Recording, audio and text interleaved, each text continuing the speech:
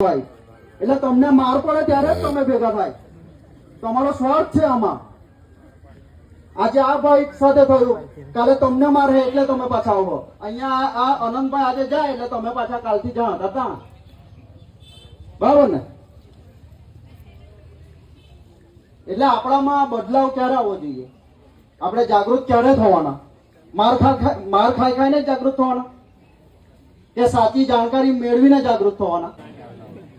એટલે આજે હું જો આમાં 95% જુવાનિયા દેખાય મને, તો હવે આપણે જાગૃત થવાની જરૂર છે ભાઈ.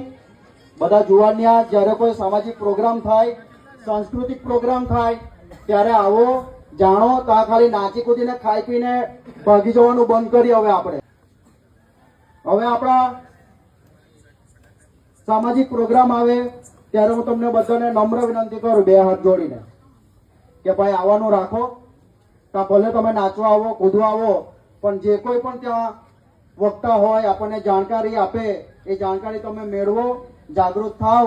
નહીં તો ભવિષ્યમાં માર ખાઈ ખાઈને પૂરા થઈ જવાના છે. આભાર.